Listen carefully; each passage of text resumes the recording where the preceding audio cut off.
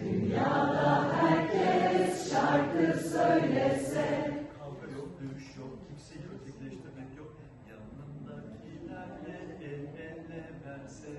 Yanındakilerle el ele verse. Güzel kısım en çok ihtiyacım olması. Sevgiyle, barışla, kardeşlikle. Sevgiyle, barışla, kardeşlikle. Söyleyelim haydi hep birlikte. Söyleyelim